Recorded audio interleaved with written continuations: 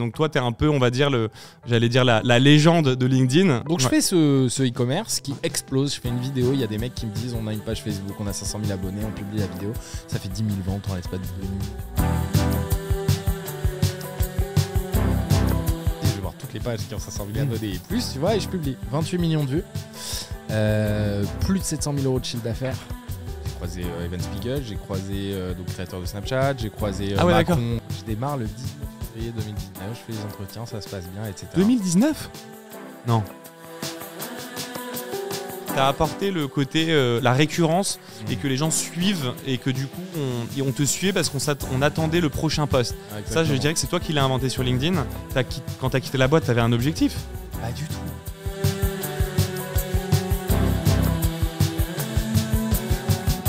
C'est un bon jour, il vient me voir, il me dit je veux que ça soit toi qui t'occupe de la stratégie LinkedIn de la boîte, tu vois. On est en 2019, il y a personne en 2019. Je sais pas, ouais, ça fait un film d'horreur un peu. Genre le ghost. L'IA est au métier d'aujourd'hui ce que la calculette était au métier d'hier. Bonjour à tous et bienvenue sur Little Big Things. Aujourd'hui, j'ai la chance de recevoir Ruben Tayeb. Salut Ruben. Salut Andrea. Et donc, il faudrait que je précise, donc tu es le fondateur de l'entreprise Le Cocon, mais j'ai vu que tu t'étais rebrandé aussi en tant que, un peu, on va dire, indépendant ghostwriter sur LinkedIn. Donc toi, tu es un peu, on va dire, la légende de LinkedIn. Est-ce que tu peux te présenter un petit peu ? Ouais, je m'appelle Ruben Tayeb, j'ai 30 ans, je suis papa d'une petite fille de 8 mois et mari d'une merveilleuse femme. Et j'écris des publications LinkedIn pour les dirigeants, leurs employés, leurs associés et des artistes et également des athlètes. Est-ce que tu peux revenir un petit peu sur la genèse de l'histoire parce que tu n'as pas toujours été sur LinkedIn. Ouais. Moi, ça m'intéresse parce que je t'ai connu avant. Et pour la petite histoire, d'ailleurs, tu bossais dans une boîte SEO. Exactement. Est-ce que tu peux nous parler de ce moment-là ? Parce que voilà, tu es avant de devenir la star sur LinkedIn. Alors en fait, avant de vraiment créer du contenu à 100% sur LinkedIn, il faut savoir que moi, je m'appelle donc Ruben Tayeb. J'ai vécu entre Paris, Toulouse et Newcastle puisque ma mère a déménagé 2 fois, s'est remariée 2 fois, donc on a une fratrie de 6 enfants, okay, dont 2 qui ont 2 pères différents et les 4 premiers qui font partie de ma fratrie. J'ai toujours été passionné par les jeux vidéo, World of Warcraft, ça a toujours été ma vie, c'est quelque chose que j'ai toujours vraiment adoré faire. Et en fait, quand je jouais à World of Warcraft, j'ai toujours touché, tu sais, à Photoshop, j'ai toujours touché aux réseaux sociaux, puisque c'était vraiment un réseau social. T'as un côté un peu geek, quoi. Comme on a un peu tout dans le digital. Ouais, exactement, ouais. mais geek, geek vraiment, genre Top World, ça m'a vraiment passionné. C'est vraiment tous les success stories un peu dans le digital et dans la tech. Quand tu creuses un peu, on a tous un peu à un moment donné notre période de jeux vidéo. Et il y a eu 2 types de joueurs pour moi. Il y a ceux en mode World of Warcraft, et tu as eu ceux en mode jeu de stratégie, genre Starcraft, Age of Empire, Warcraft 3. Voilà. Moi, j'étais vraiment spécialisé MMO. Je suis tombé dedans quand j'étais petit et genre, j'ai été vraiment passionné par ça, tu vois. Mais je dis ça parce que ça a toujours servi, tu vois, dans tout ce que j'ai créé après. J'ai créé une guilde. Et en fait, ta guilde, tu gères des gens. C'est l'entrepreneuriat, une guilde, en fait. En vrai, c'est l'entrepreneuriat. Ouais. Et d'ailleurs, tu manages des gens, tu mets des règles. Exactement. Tu as un planning, tu vois, tu as des rôles bien définis, tu as des moments où il faut s'entraîner, des moments où il faut passer énormément de temps sur Excel, tu vois. Et quand tu joues à un niveau assez important, tu passes plus de temps sur Excel et en stratégie que réellement sur le jeu. Bon, je fais ce petit jeu, etc. Et puis, tout commence vraiment à la fin des études. Donc j'essaye 2 fois la première année à Paris 1, Panthéon-Sorbonne, en économie, ça me plaît pas et je décide de faire une école de publicité. Et en fait, j'avais 8 de moyenne toute l'année et au résultat d'examen, j'ai 18, tu vois. C'était le SP, non ? Exactement. T'as vu ou pas ? J'ai une bonne mémoire. Des publicités. Ouais. Elle était rue Léo Delibes, non ? Exactement. Putain, mais c'est dingue, j'avais pas fait le lien. Tu sais que moi, j'ai commencé rue Léo Delibes. Mais non. Si. C'est vrai ? Il y a un centre d'affaires à côté de l'école qui s'appelle Toller. Et moi, j'ai commencé là. C'est-à-dire que c'est possible qu'on se soit croisés alors qu'on ne se connaissait pas et qu'on ne connaissait pas LinkedIn tous les deux. Ce qu'il faudrait faire, c'est genre un reboot, t'imagines ? On se croise dans la rue, quoi. Donc le SP, Le SP, Jean-Philippe Clément, il m'appelle, il me dit viens dans mon bureau. C'était à la fin des examens, je me rappelle, première année, on est en 2015. Et là, il me dit Ruben, j'ai entendu dire que tu voulais monter ta boîte, tu as 8 de moyenne toute l'année, 18 aux examens. Donc en fait, soit tu te barres monter ta boîte, soit tu me fais une deuxième année qui est propre. Du coup, je me suis barré monter ma boîte. Et pendant plus d'1 mois, je suis allé sur YouTube et j'ai regardé les fameuses vidéos de Family qui parlaient de l'entrepreneuriat, qui parlaient de comment monter une boîte, la stratégie, etc. Et puis je me dis, ok, septembre 2015. Peak time Startup Nation, ce moment-là, non? Exactement. French Tech vraiment, c'était la naissance même qui se déroulait. Tu vois, à des levées de fonds, commencer à. C'était incroyable. On comprenait le mécanisme en fait de startup, qu'il fallait lever des fonds pour accélérer la croissance, atteindre une taille critique et ensuite commencer à faire de l'oseille. Et je décide de lancer un premier projet qui s'appelle Simple Ring. C'est un anneau que tu colles derrière le téléphone qui te permet d'avoir une meilleure prise en main. Donc c'est un accessoire que je trouve sur AliExpress. Je fais un site internet en une nuit, je lance le truc et là je me dis waouh, il va y avoir des dizaines de en mode dropshipping. Comme tous les gens qui lancent un site e-commerce. Exactement, mais moi c'était pas dropshipping. On croit toujours qu'on va faire 10 000 de ventes au moment où on lance. Mec, je me rappelle, j'appuie sur le bouton publier. Refresh, je crois que t'allais dire j'ai refresh pour voir les ventes. Non. Mec, je refreshais, il y avait 1 ou 2 ventes, tu vois. En mode genre, ok. Puis il fallait en vendre des anneaux aussi pour. 10 €, tu les achetais 1 €, tu en vendais 10, donc ça te faisait 9 € de bénéf. Mais 2 anneaux, ça faisait 10 En tout cas, tu avais déjà un peu le côté séance que tous les gens que Enfin là, sur les derniers épisodes, me racontent qu'au début de leur carrière, ils ont tous lancé un side project que je retrouve systématiquement. Ça et le fait d'être un bon sales. Ah ouais. Et tu vas nous en parler après, mais. À chaque fois, il y a ces deux trucs-là qui reviennent. Je demande, c'est toujours des anciens sales qui ont lancé des side projects et qui ont décidé de lancer une boîte en 3. Ouais. Mais de toute façon, c'est là où tu développes les premières compétences d'un dirigeant, tu vois, et c'est pas à toi que je vais te le dire. En fait, tu vois, la vente, c'est de l'amour, il faut savoir bien s'entendre avec les gens. Tu as quand même peu de dirigeants qui sont hyper introvertis ou alors ils n'ont pas le rôle de CEO, tu vois. Et on se rend compte, excuse-moi de te couper, mais on se rend compte qu'il vaut mieux du coup être un bon sales et avoir un produit moyen qu'avoir un très bon produit et être un mauvais sales dans la pratique. C'est fou. Tu vois, c'est toujours pareil. Est-ce que tu vas vers le bon produit ou est-ce que tu vas vers la bonne distribution? Et en fait, je pense que c'est un milieu entre les deux, tu vois, avoir à la fois un beau produit, un bon produit et en même temps savoir vendre. Donc je fais ce e-commerce qui explose. Je fais une vidéo, il y a des mecs qui me disent on a une page Facebook, on a 500 000 abonnés, on publie la vidéo, ça fait 10 000 ventes en l'espace de 2 nuits. Tu vois, la vidéo elle fait 3 millions. Attends, c'est une blague de l'anneau? Les anneaux, c'est incroyable. Ah ok. Et là, je pensais que ça allait être un échec quand t'as fait le teaser, mais pas du tout en fait. Pas du tout, c'était incroyable. Ouais, du coup, je dis quoi? S'il y a une page, 500 000 abonnés qui publie, vas-y, je vais voir toutes les pages qui ont 500 000 abonnés et plus, tu vois, et je publie. 28 millions de vues, plus de 700 000 € de chiffre d'affaires, un carnage, la bancaire qui t'appelle, mais c'est quoi cet argent qui arrive sur le compte, Stripe qui te dit, bah attention, vous êtes en auto-entrepreneur, monsieur, voilà. C'est dingue, c'est ça. Donc je me dis, bah ok, il faut que je structure, tu vois. Il y avait des smearmorks qui arrivaient dans ma cité, parce que j'habitais en cité chez mon père, tu vois. 700 000 €, c'est énorme, quoi. Je sais pas quel âge t'avais, mais. Mec, on est en 2016 à ce moment-là, je suis né en 92, j'ai 24 ans. Je me dis, bah je vais acheter une baraque, j'ai fini, tu vois. Ça y est, j'ai joué à l'entrepreneuriat, j'ai gagné, c'était trop bien, merci, salut. Et puis je reçois une lettre en recommandé. Et en fait, elle est épaisse comme ça, tu vois. Et c'est le brevet de cet anneau qui est en fait distribué par un mec qui distribue déjà d'autres produits en Europe. Et donc, je me fais saboter totalement de business. Je ne m'étale pas là-dessus, mais concrètement, j'ai rendu l'argent et j'ai gagné Peanuts. Je pouvais plus importer. Mais c'est une aventure entrepreneuriale, tu as appris. J'ai appris plein de choses, sauf que après, bah, pas dépression, mais limite, quoi. Tu vois, tu te dis, putain, tu dois tout recommencer et tout. Ok, 0 tout 700 000 et 700 000 à 0 en peu de temps, c'est horrible. Du coup, à ce moment-là, je me dis, bah, je vais me pointer chez The Family, je vais demander s'ils n'ont pas un taf. Donc, je vais à une des. Tu sais, ils faisaient un événement tous les soirs, c'était des meet-up et tout, c'était hyper bien. Et donc, je vais à ce meet-up, je croise à l'époque un type qui travaillait là-bas et je lui dis, est-ce que vous n'avez pas un boulot pour moi? Et il me dit, il y a une start-up qui se développe dans l'étage de The Family qui s'appelle Side. On met des missions opérationnelles là-dessus, tu devrais regarder. Je m'inscris et à ce moment-là, je fais plein de petits boulots, tu vois. Ça allait de la compta au sales, en passant par la distribution de flyers. Vraiment... En tant que freelance, quoi, en gros, c'était des missions. En fait, t'avais des missions et on disait voilà pour. Exactement. Normalement, c'est pour les étudiants. Moi, j'étais un peu sorti, mais j'avais. Tu faisais des missions, on payait la journée. Exactement. Un peu de tout. Et en fait, je vois une mission de The Family un jour. Et là, je me dis, wow. Je vais pas la louper. Et je commence à faire une mission là-bas. Et pendant quasiment 1 an et demi, je fais plein de missions, plein de meet-up, plein de week-ends d'intégration. Je fais Lyon le samedi. Tu sais, ils ont une école qui s'appelait Join Lyon, qui s'appelle d'ailleurs toujours Join Lyon. Je fais les dîners investisseurs. Mais alors attends, j'ai pas compris. C'est-à-dire que tu les fais, c'est-à-dire que tu travailles pour The Family et tu les aides à organiser ces événements. Ma mission, c'est The Femme de ménage chez The Family. Je vide les poubelles. Je passe le micro. Je plie les chaises. Je les range, je les mets, j'installe. Donc en fait, je venais avant les événements pour mettre le setup en place et je partais après l'événement pour tout ranger. C'était aussi simple que ça. Et en fait, les missions commençaient à s'abonder. C'est-à-dire qu'ils avaient besoin de quelqu'un pour prendre des notes sur John Lyon, puis après, ils avaient besoin de quelqu'un pour envoyer des mails aux invités, puis après, ils avaient besoin de quelqu'un T'étais l'homme à tout faire de The Family, quoi. The Femme de ménage. Pour les events. Ouais, exactement. Et un jour, j'en ai marre. Tu vois, je me dis, c'est cool, mais en fait... T'en as marre de faire la femme de ménage, tu t'es dit, allez. Bon, je suis le chaouche, tu vois, chez nous.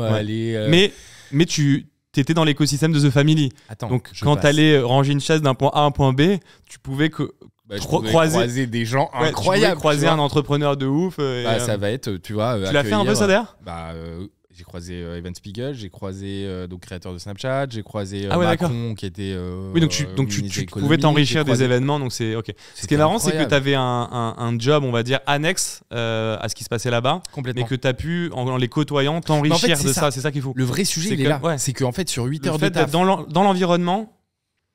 Je passais 8 heures de taf, je travaillais réellement 2 heures, le reste du temps, j'attendais et je pouvais discuter avec des gens. Et en fait, c'est ça, je me suis nourri des entrepreneurs que je voyais lever des fonds sur un bout de papier en disant c'est super bien, attends, je vais imprimer les term sheets, je te fais signer. Ça a nourri ton ambition que tu avais eu avant, que tu as un petit peu laissé là en revenant. C'est revenu, comme quoi on l'a. C'était là. On l'a, mais il faut réallumer la flamme, on va dire. C'était en train de bouillonner. Et un jour, je me dis, je vais envoyer un mail à Alice. J'ai toujours ce mail d'ailleurs. Qui dit, salut Alice, j'ai fait ça. Ça fait tant de temps que je bosse. Je veux bosser chez The Family en CDI. Elle me dit, ok, demain rendez-vous 10h. J'arrive, je lui montre les petits produits, des ados, des trucs et tout. Elle me dit, mais t'es éclaté en produits, t'es nul, genre, c'est quoi ça? Bon, si tu veux, y a une petite boîte qui se monte, on peut monter une boîte ensemble. Je lui dis, attends Alice, je te donne la réponse demain. C'est pas la première fois que j'entends qu'elle demande de monter une boîte. Tout le temps, c'était le moment. C'est sa spécialité de dire, on monte une boîte, on fait 50-50, c'est quoi le... Ouais. Exactement, c'est ce qu'ils appelaient les spin-offs, tu vois. Et en fait, eux, à force d'accompagner des startups, je crois que c'est Kimono. Kimono, la boîte. C'est un spin-off. Ouais. Exactement. Qui s'est associé avec Olivier. C'est un spin-off, tu vois. Tout ça, c'est des spin-offs. Et en fait, ils se rendent compte, à force d'accompagner des startups, qu'il y a des opportunités business. Donc en fait, quand ils voient des entrepreneurs, ils se disent, on va saisir cette opportunité parce que dans notre portefeuille, on peut les accompagner. J'ai compris. Bon. Ok. Elle me dit on monte une boîte, je lui dis attends demain, j'attends demain évidemment, elle me dit c'est trop tard, du coup envoie-moi ton CV, je vais dans le CV, j'envoie mon CV, elle me trouve un travail et puis en fait ça me va pas et puis là, comme par hasard, j'ai une boîte qui m'appelle qui s'appelle Treatwell. Je travaille là-bas pendant, c'est les concurrents de Balinea, tu vois. Ouais. C'est le service booking de bien-être, d'institut de bien-être. Exactement. 3 mois. Franchement des perfs assez cool, sauf que 3 mois en fait je prends le RER. Attends, j'ai pas suivi, tu faisais quoi pour eux? Pendant 3 mois j'étais sales. Ok, sales. Voilà. Okay. J'allais dans les instituts et tu vois, je leur disais c'est bon, t'as les 2 points, t'as monté un side projet e-commerce et t'as été sales, c'est bon. On va voir la suite. C'est bon, t'as coché les cases, on peut avancer. T'es un entrepreneur. Et du coup je tombe en dépression, je te la fais courte. Je rentre chez moi un jour, j'étais plié, fumé, ça faisait 6 ans, tu vois, que j'étais pas sorti, j'avais pas pris de vacances, c'était vraiment beaucoup de travail. Et je sors plus de chez moi pendant 7 mois. Et je joue à World of Warcraft, je deviens top world. Et en fait, au bout d'un moment, je me dis, c'est cool, j'ai fini le jeu, je fais quoi, tu vois? Ouais. Et je vais sur les Tinder. C'est le problème des jeux comme ça, c'est que ça te prend beaucoup de temps, d'énergie. Et que tu peux te perdre, quoi. Tu te perds et en plus, tu vois... Parce que t'es pas dans la vie réelle, donc ouais, tu dépenses du temps. Je faisais du Twitch.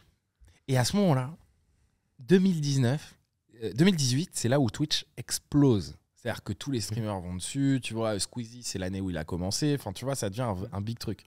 Mais je continue pas. J'aurais dû continuer. Mais je continue pas. Okay. Je décide de sortir et de revenir dans la vraie vie, tu vois. Ça, c'est un bon move quand même, déjà. Ouais. J'appelle la relève. La relève, boîte de recrutement qui chasse dans les startups ou dans les petites boîtes. Et j'ai Harold Gardas au téléphone. À l'époque, qui était commercial chez la relève, tu vois. Tiens, encore un sales. Entrepreneur, sales, tu vois. Et il me dit, j'ai un travail pour toi. Le travail que j'ai, ça se passe en agence de référencement naturel. Est-ce que tu l'as déjà fait? Donc le travail que j'ai pour toi, ça se passe en agence de référencement naturel. Est-ce que ça te plaît? Suspense. Je dis, let's go, tu vois. Ouais. Je démarre le 19 février 2019, je fais les entretiens, ça se passe bien, etc. 2019 ? Non. Bien sûr. Putain, c'est récent. Ça va faire 4 ans. Et je crée en même temps, le jour où je commence, mon compte LinkedIn. Je fais... Tiens, attends, je me note cette date-là, t'es arrivé sur LinkedIn en 2019. Ouais, 19 février 2019, 19-02-19. Ah, tu te rappelles de la date? Okay. Et je décide de d'avoir une activité de réseaux sociaux sur LinkedIn. C'est-à-dire que comme j'étais sur Twitch, je voyais que pour percer sur Twitch, il fallait streamer tous les jours à telle heure pour donner rendez-vous à son audience. Je me mets sur LinkedIn, j'écris « Je publie à 10h tous les jours ». Et c'était ma phrase, tu vois, je m'en rappelle, de mon titre. Et les gens, quand ils me croisaient, ils me disaient pas t'es Ruben Taïeb, ils me disaient c'est pas toi qui. T'es le mec qui passe tous les lundis ou tous les mardis à 10h, c'est ça, non? C'était toi, ouais, c'était ça, ouais. Ça. Mais attends, et à ce moment-là, t'es encore dans l'agence de référencement. Exactement. Ouais. Et je fais 6 mois, tu vois, là-bas. T'étais un concurrent à moi, du coup, en fait. Complètement. Et d'ailleurs, je t'en parlais de toi plein de fois. Il y avait des types qui étaient là, qui étaient en concurrence, quoi. Et tout, tu vois. Ouais. Et en fait, cette boîte-là, les salariés étaient incroyablement gentils. Mais le boss.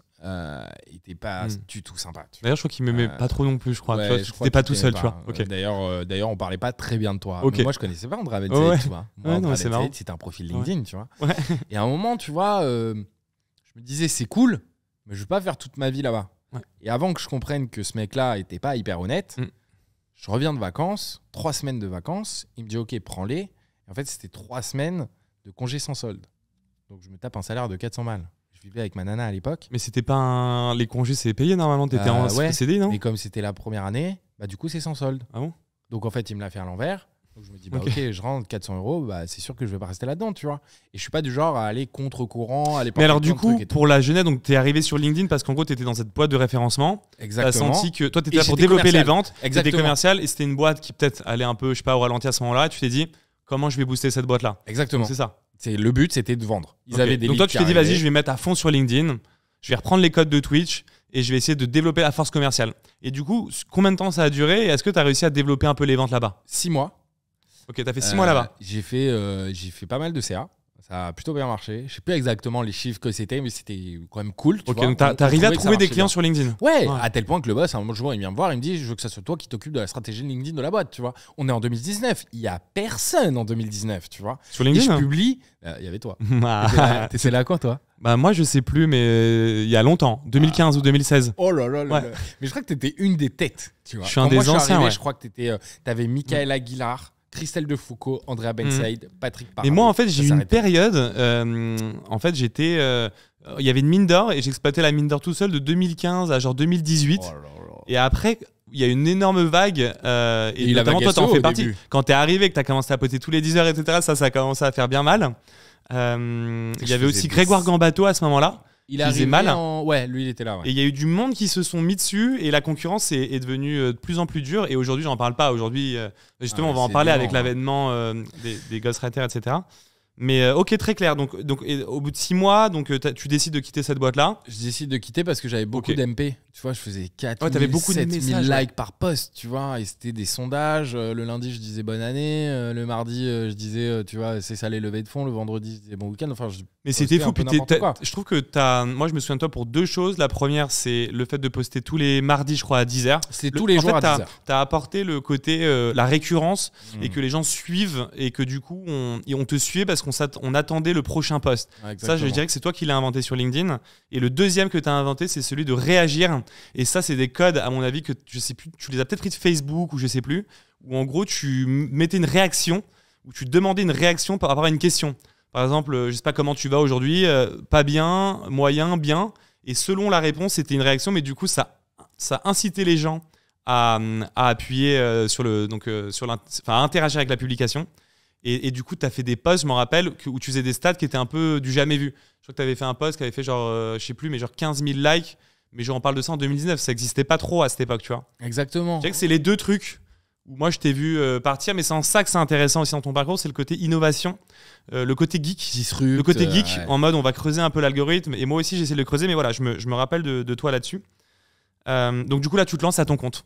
Exactement. Donc là, tu vois, j'avais des questions à me poser. Comment t'as fait pour atteindre les 35 000 abonnés en 6 mois, mais quand tu dis je me lance, tu dis je me lance dans quoi? Parce que les gens me posaient des questions. Non, mais quand t'as quitté ta boîte t'étais sales dans une boîte de référencement. Okay. Tu t'es dit je pars, mais t'avais un business model, un truc, ou t'es parti genre en. Non, en fait, on me disait, quand j'étais commercial, je faisais tellement des perfs de fou qu'on venait me voir en me disant comment tu fais ces perfs-là. Ok, donc tu recevais beaucoup de messages privés, mais ça n'explique toujours pas pourquoi t'as quitté. Quand t'as quitté la boîte, t'avais un objectif. Mais pas du tout. Ok, en fait, c'est pour ça que j'étais mal payé. J'ai beaucoup de personnes qui viennent me voir. Je dis mais t'avais pas de. Ouais. Non, j'avais juste envie d'entreprendre. Mais j'avais envie de monter un truc. Je savais que j'avais. Tu savais pas encore quoi. Je savais pas quoi. Okay. Je savais juste que... Je connais la citation, tu te jettes de la colline et tu fabriques l'avion pendant que tu es en train de tomber. Ouais, exactement. Exactement. Bah, c'est ça que j'ai fait. Et d'ailleurs, je me demande pas si c'est le fondateur de LinkedIn qui l'aurait sorti celle-là. Bon, on en reparlera, mais c'est ce que tu as fait, quoi. Tu t'es jeté. C'est ça. Ouais. Je me suis jeté dans le vide et en fait, j'ai fabriqué mon parachute avant d'atterrir. Voilà, c'est ça. Et l'idée, c'était quoi ? J'avais beaucoup de mecs qui venaient me poser des questions. Bah, je leur ai dit, en gros, c'est 100 € de l'heure, les gars. Vous posez toutes les questions que vous voulez. Et à partir de là, en fait, premier mois, on parle en milliers d'euros de chiffre d'affaires, tu vois. J'étais en auto-entrepreneur, j'avais l'acre. Donc, en fait, t'as quasiment pas d'impôts et tu commences à tripler, quadrupler. Tu vois, moi, je faisais, si on part du salaire de septembre à 400 balles, tu vois, je faisais x10 sur mon salaire, quoi. Et là, je me suis dit, c'est incroyable. Et en fait, il se passe un truc de fou. C'est qu'entre novembre, donc on est en novembre 2019, et mars 2020, LinkedIn est vraiment en train d'exploser. Ouais, c'est le moment où ça explose. Et là, qu'est-ce qui se passe en 2020 ? Covid. La plateforme, elle passe de 10 à 25 millions d'utilisateurs. C'est dingue. 10 à 20, tu vois, elle fait x2. Dans le monde, on fait x2, 400 à 800 millions d'utilisateurs. Tout le monde est sur LinkedIn. Il n'y a plus de rendez-vous pro, il n'y a plus de déj, il n'y a plus de resto, il n'y a plus de déplacement, il n'y a plus de salon, il n'y a plus rien. Les gens ne peuvent pas sortir. Ils sont obligés d'échanger et d'aller chercher de nouveaux business. Sur LinkedIn notamment.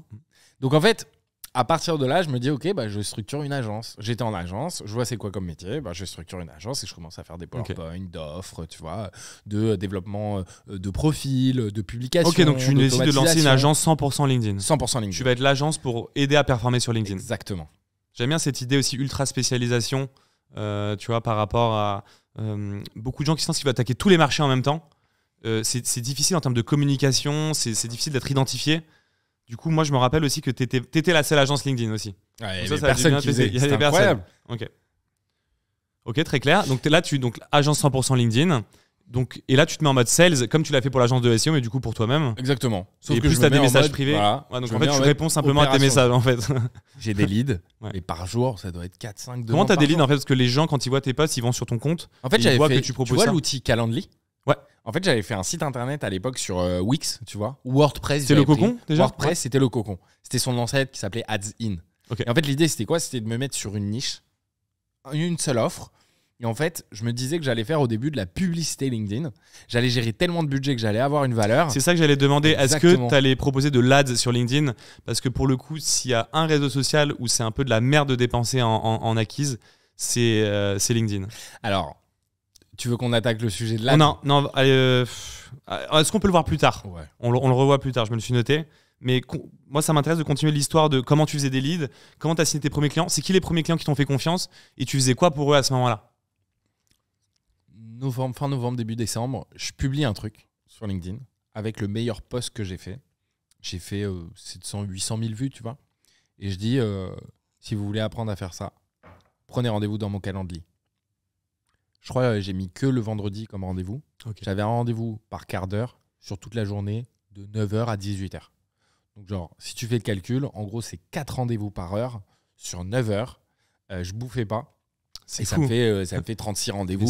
Sur les 36 rendez-vous, sur les 36 leads. Tu faisais 36 rendez-vous dans la journée ? Dans la journée. C'était horrible. Tu devais être épuisé. T'avais même pas le temps de gérer, tu vois, les bonnes demandes et tout, tu vois. J'ai converti la moitié. Donc genre, j'avais quasiment 18 clients. Non, t'étais le seul, quoi. Et il y avait personne qui faisait ça. T'étais le seul. Personne faisait ça. Mais à tel point que j'ai signé. Est-ce que tu penses que tu y allais c'est une question qui vient comme ça. T'étais tellement le seul. Est-ce que parfois tu dis putain, j'aurais dû, vu que je suis resté seul pendant, je te dis 6 mois, j'aurais dû prendre 3 sales et y aller encore plus fort, ou tu penses que tu y allais assez fort et t'as pris ce que tu devais prendre à ce moment-là ? Parce qu'encore une fois, c'est pas rien d'être le seul sur un marché qui explose autant. Alors, c'est une excellente question. C'est une excellente question. Je regrette pas tout simplement parce que déjà, au niveau de la maturation du dirigeant que j'étais, tu vois, bien sûr, c'était pas le bon moment. Il faut maintenir la qualité aussi. Tu aurais pu détruire ta qualité. Et puis, l'algo a changé, tu vois, sur les 6 mois d'après. Et puis, j'ai testé tout ce qu'il fallait tester aujourd'hui. Et aujourd'hui, tu vois, je suis arrivé à une structuration de business qui trouve du service sur un sujet que je maîtrise, avec une forte valeur ajoutée, récurrent, tu vois, et qui close à peu près tous les clients. Donc en fait, t'as un taux de conversion sur tes clients énorme, t'as de la récurrence, t'es sur un supermarché. Ben, c'est ça. Et du coup, non. Pour répondre à la question, c'est non. Je regrette pas. Oui, aujourd'hui, si je le fais à partir d'aujourd'hui, avec tes compétences, ton expérience, ta maturité d'aujourd'hui, et tu reviens à ce moment-là, c'est pas la même. Et là, c'est trop facile parce que moi aussi, dans ce cas-là, je reviens en 2010. Bah bien sûr. De 2010 à 2015 en freelance, et là, mais là, on était en train de parler. C'est moi qui lance le business. J'ai revendu ma boîte, tu vois. On a eu 40 salariés. C'est peut-être un peu une question bête même. Alors attends, du coup, tu t'es lancé tout seul. Ça, c'est un point qui m'intéresse aussi. Tu t'es pas associé. Non. Je sais pas si tu sais ou si tu as vu, il y a une étude de l'INSEAD qui montre que quand tu es solopreneur, tes chances d'échec ne sont pas proportionnellement dues par rapport aux personnes qui sont associées. C'était un peu complexe ce que je viens de dire, mais en gros, si t'es deux, t'as pas genre 2 fois plus de chances de réussir que si t'es tout seul. En gros, t'as genre déjà 5 fois plus si t'es deux. Et du coup, t'as beaucoup plus de chances de réussir. T'as beaucoup plus de chances de réussir dès que t'es deux. Et dès que t'es 3 encore plus, tu vois. Mais en gros, quand t'es tout seul, c'est le taux d'échec le plus important. Est-ce que t'as voulu t'associer à ce moment-là? Voilà, juste pour savoir un peu comment tu t'es dit dans ta boîte, parce que tu dois être un peu au four et au moulin, c'est voilà. Ouais, alors j'ai eu une proposition d'accompagnement, tu vois, d'une personne proche de ma famille qui avait déjà une grosse agence dans une énorme boîte, mais je voyais pas le truc se faire. Je suis hyper solitaire. Je me suis déjà associé par le passé, notamment sur, tu vois, quand les anneaux ça a foiré. Après, j'ai voulu relancer. Je me suis associé à une personne qui s'appelle Boris, qui était un entrepreneur incroyable. Ça l'a pas fait par manque de boulot. C'est pas fait pour tout le monde l'association, non? Et ben, je pense qu'il faut une certaine maturité déjà. Faut savoir travailler avec des gens. Non, c'est dur. Franchement, il faut être prêt en fait. Il faut être hyper prêt. Et le boulot d'un dirigeant, c'est quand même de délivrer, tu vois. Donc en fait, l'association, elle se fait pas avec des potes ou avec. Puis toi, t'étais dans un projet aussi où d'une certaine manière, tu avais les compétences, tu avais le savoir-faire, tu sais être sales et tu sais faire du marketing. J'avais besoin de personne. Je savais tout faire sur ce sujet. Tu savais tout faire. Après, avec le recul, non. Mais intéressant en tout cas, donc c'est solopreneur. Et du coup, justement, moi, ça faisait partie de mes questions, parce qu'au début, tu te brandais Le Cocon. Et aujourd'hui, je sais pas d'ailleurs si tu t'es rebrandé comme ça, mais j'ai cru voir Ghostwriter. D'ailleurs, Ghostwriter, c'est un truc dont je voudrais te reparler après. Je trouve que le mot, il fait peur. Ouais, de ouf. Je comprends pas en fait, on en parle beaucoup, il y a des ghostwriters sur LinkedIn, sur Twitter, mais ça fait peur, genre ça me fait penser moi à des je sais pas, ça fait un film d'horreur un peu. Genre le ghost en fait non, il y a un mec super cool derrière qui t'écrit les posts, c'est marrant. Bon, ça fait tu penses quoi du terme ghostwriter? Parce que c'est à la mode en ce moment, mais il y aurait pas non plus joli, plus. Non, mais ghostwriter, on reprend les anglicismes, tu vois, c'est un prête-plume. En fait, le terme il est hyper galvaudé aujourd'hui parce qu'on dit mais c'est pas honnête, c'est pas authentique, c'est pas transparent, etc. Ça fait polémique un petit peu aussi ça. En ce moment, beaucoup. Les gens qui n'écrivent pas leur posts eux-mêmes. Mais tu sais que moi je reçois des messages de gens qui disent j'ai vu que t'avais écrit les posts de lui et tout. Alors il y a ça, il y a l'IA maintenant aussi. Est-ce que c'est un ghostwriter ou c'est une IA qui a écrit ton post? Et toi t'es là, mais non, mais j'ai écrit mon post. D'ailleurs c'est comme ça que tu reconnais les haters parce qu'ils t'attaquent sur un truc genre plutôt que de parler de ton post, ils te disent mais c'est une IA ou c'est un ghostwriter? Toi t'es là, mais je l'ai écrit moi-même en fait. Pourquoi tu vas me saouler? C'est un vrai sujet. L'IA c'est un vrai sujet aussi. D'ailleurs je vais me le rajouter en note, mais l'IA à quel point ça va pouvoir aussi attaquer un peu ton. Moi je pense pas. Moi j'ai alors. Déjà, il faut savoir que ça va les mecs plutôt t'aider toi en tant qu'assistant, je pense. Exactement. Mais les mecs deviennent fous avec le ghostwriting. Andrea, tu sais qu'il y a des gens qui croient que j'écris tes posts. Genre vraiment. Parce que parfois, parfois on me dit non, celui-là, je sens que c'est pas toi. Il est un peu différent. Exactement. C'est trop bizarre. Et les mecs, ils disent vraiment j'ai vu que t'avais. Maintenant, avec quiconque j'interagis, les gens pensent que j'écris ces posts. Mais les gars, genre, j'ai 15 clients, j'interagis avec 100, 150, 200, 300 personnes, tu vois. Et les mecs pensent réellement que j'écris leurs publications, tu vois. Non, mais moi, je laisse paraître les gens deviennent un peu fous. Après, l'IA, j'ai parlé, alors je vais clore le débat sur l'IA. L'arrivée de l'IA, c'est un truc de fou, on est d'accord, on l'a vu, ChatGPT, on lui parlait. En fait, il s'est mis chez lui, il a commencé à coder un programme qui parlait avec ChatGPT et tout, c'était incroyable. Bon, j'ai mis un commentaire sous le post du CTO de Dell World sur LinkedIn. Je lui ai dit qu'est-ce que t'en penses. Et il a dit un truc hyper intelligent. L'IA est au métier d'aujourd'hui ce que la calculette était au métier d'hier. En fait, c'est un assistant, c'est un outil, un assistant. Et d'ailleurs, on pourra en parler des heures, mais je sais. Peut-être on va reprendre après, non, parce que l'IA c'est un gros sujet. Vas-y, je te laisse finir et après on réenchaîne. Mais tu vois, en vrai l'IA, l'IA, faut savoir que aujourd'hui on écrit des posts avec l'IA. Ça a aucune âme. Non. Tu vois, non, mais ça peut te servir d'assistant. Exactement. Reformulation de phrases, plan. Mais il y a un peu une espèce d'euphorie autour de ça où les gens pensent que justement l'IA peut penser d'elle-même. Bref. Toujours mais ça avec on en reparlera après. Okay. Je me la garde pour la fin. J'ai une autre question pour toi. Aujourd'hui, est-ce que tu peux nous présenter un petit peu sur LinkedIn, toi, parce que toi, tu es un peu le cordonnier bien chaussé, tu vends une agence 100% LinkedIn. Mais est-ce que tu peux nous parler de, voilà, toi, c'est quoi ta stratégie sur LinkedIn, ton nombre d'abonnés, le nombre de leads que tu arrives à faire par mois? Est-ce que tu arrives à faire toujours autant de leads? Est-ce que tu es toujours aussi performant face à l'algorithme? Ou est-ce qu'au final, tu t'occupes plus de tes clients et du coup, peut-être on te voit un peu moins, au détriment peut-être de ta croissance? Voilà, un peu un petit focus sur toi. L'agence, on est monté jusqu'à 6 personnes à un moment donné. Ok.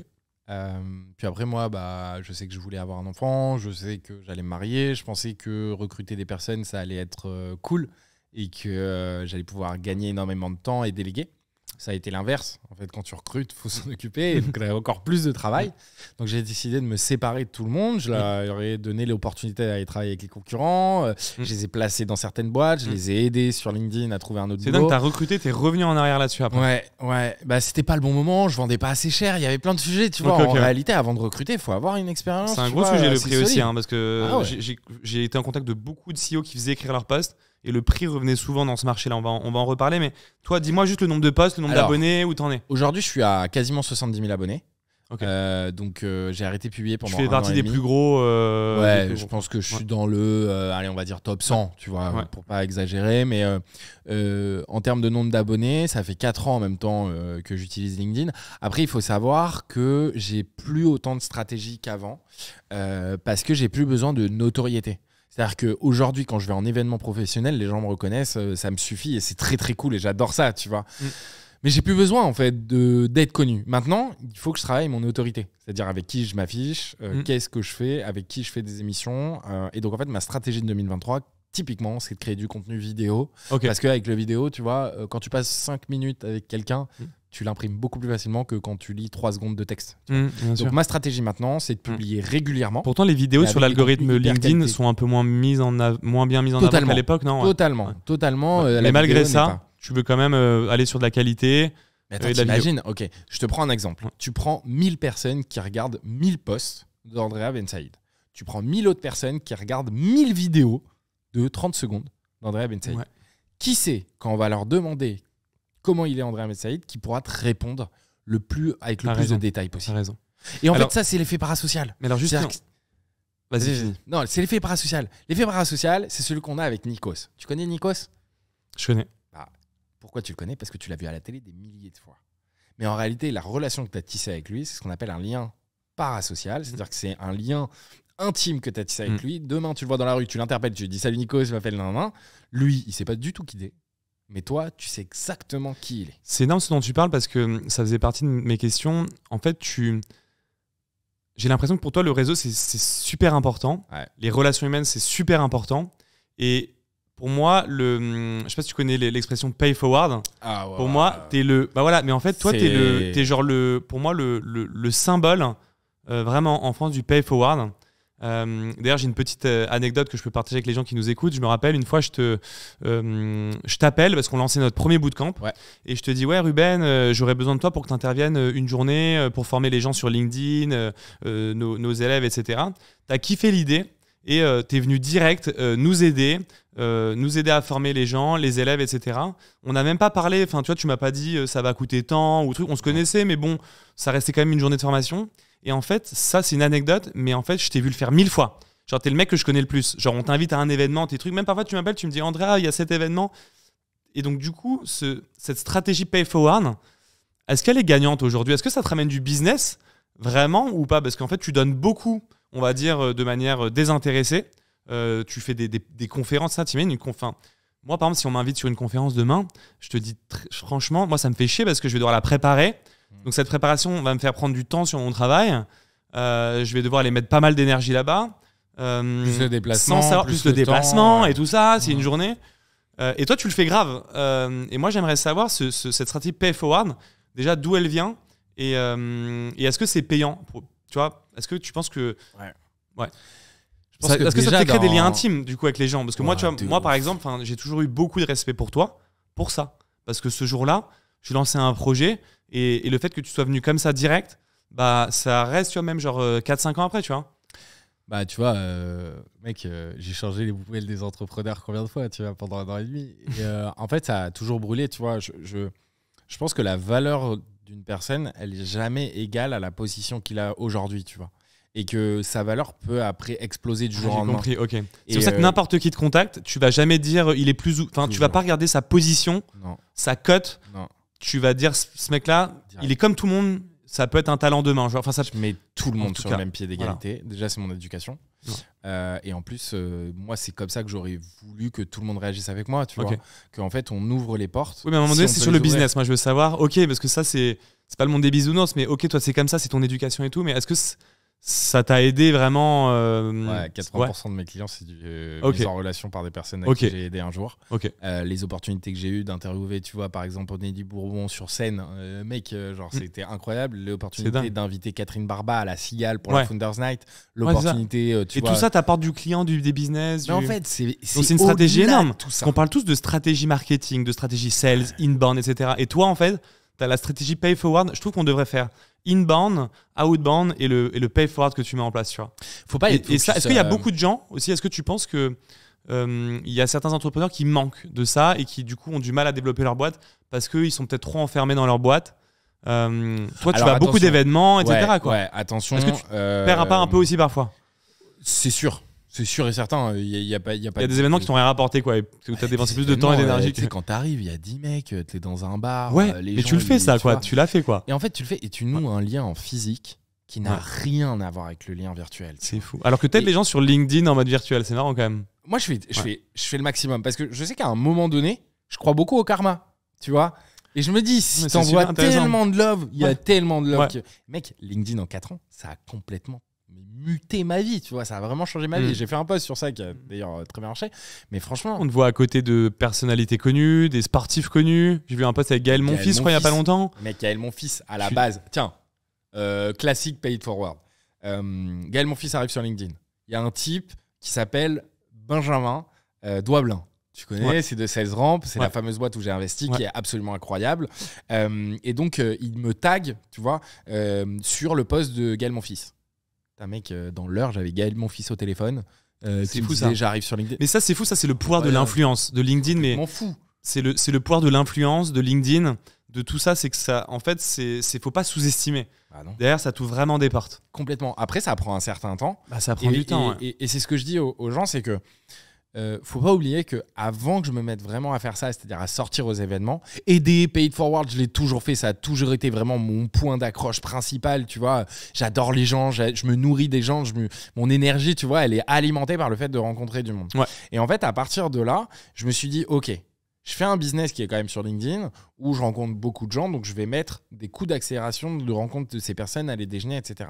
C'est du networking LinkedIn. C'est du networking pur. Donc finalement, le seul truc qu'il faut penser, c'est que moi aujourd'hui, les gens que je rencontre, moi mon business il est établi. J'ai des revenus récurrents, j'ai des revenus qui tombent, j'ai un business qui fait 6 chiffres, j'ai aucun souci avec ça. Le problème, c'est les personnes que je rencontre qui font ça, qui font du networking, qui vont aux événements, qui font des rencontres et qui derrière, leur boîte tourne pas du tout. Et je ne pense pas qu'aller aux événements, tu pouvais allier ça. En fait, toi, tu pouvais allier ton business à ça. C'est pas donné à tout le monde. Bien sûr. Après, il faut dire un truc qui est vrai. Hein. C'est que moi, ma femme a fait énormément de sacrifices pour ça et qu'elle me dit, ok, non, je sais que tu es bon là-dedans. Je sais que tu te sens bien quand tu fais ça. Je sais que ça t'apporte vraiment quelque chose et tu as besoin de ça. Donc, elle me laisse aussi. Et des soirées que je passe en soirée, tu vois, entrepreneuriale, c'est des soirées que je passe pas avec ma fille et ma femme, tu vois. Donc, en fait, c'est quelque part aussi, c'est des sacrifices. Mais je sais qu'à un moment donné, là, aujourd'hui, demain, je monte un SaaS. Et mon gars, je lève des fonds. Parce que ça t'aide aussi beaucoup, je pense, le networking, le fait de côtoyer des gens. Totalement. Ça t'aide à apprendre des choses et à monter en compétences. Moi, j'aimerais savoir, du coup, aujourd'hui, tu accompagnes uniquement des CEO ou tu accompagnes aussi des marques. Est-ce que tu peux nous différencier comment t'aides les deux? Ok. En gros.